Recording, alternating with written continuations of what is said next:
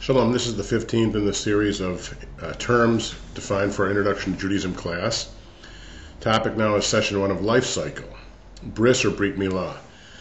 Bris is the Ashkenazic way, Brit is the Sephardic way, it means covenant, Milah means circumcision. Together, Bris or Brit Milah is a term for a circumcision of basically a Jewish boy on an 8th day, or if it needed to be done later, for some reason it wasn't done on the 8th day, still a Brit Milah. And I have a video on bris ceremonies. Simchat Bat, or baby naming. Girls used to have their name mentioned only by the father during an honor at the Torah after they were born. Today we have a more elaborate, especially among the Ashkenazim. The Sephardim always had a Friday night event naming party for the girl on their Shabbat after they were born. But today we do a naming ceremony with a liturgy, either on Shabbat or at the home on some other day, a party for the girl's birth. Moel is the name of the guy who does the circumcision, a trained physician. Oftentimes now it's actually a physician, a Jewish physician who's trained to do this in a special ritual way. But there are also professionals who just do Milah.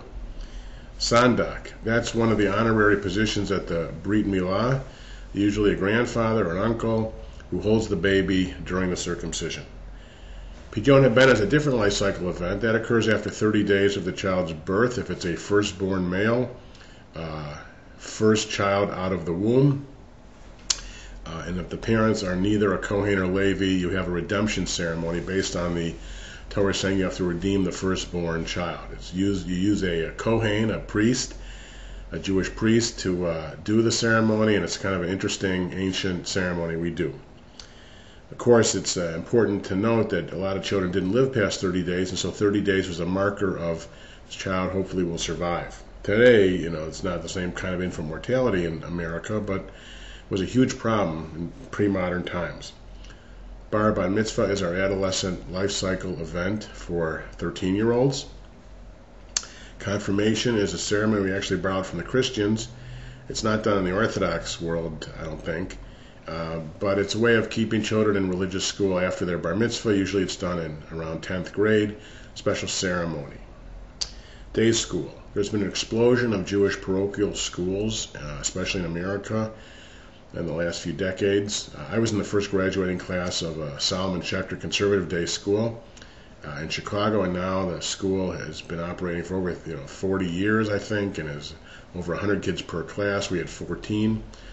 Orthodox, of course, have most of their kids go to Jewish day schools. It's been a great boon to Jewish education. Religious school or supplementary school. These are the majority of Jewish kids.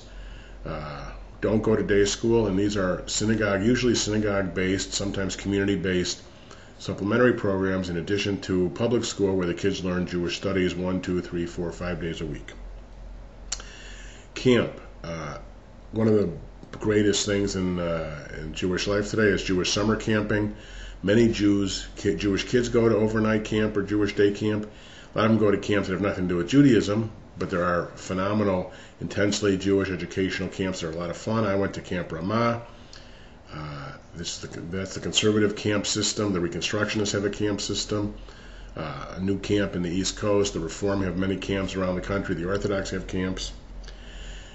Youth group. Many of the religious Jewish organizations have youth organizations. The Reconstructionists have a youth organization. The conservative movement does. The Orthodox have several. The Reform do. Kids do social activities and social action and religious activities. Israel trips. Going to Israel is one of the most important things you can do for yourself and for your family. Now there's a free trip for Jewish 18 to 26-year-olds called Birthright. Definitely you should check it out. Free trip for Jewish 18 to 26-year-olds. And Gan is nursery school or kindergarten, the importance of early childhood Jewish education. So those are the first terms in our Life Cycle 1 term list.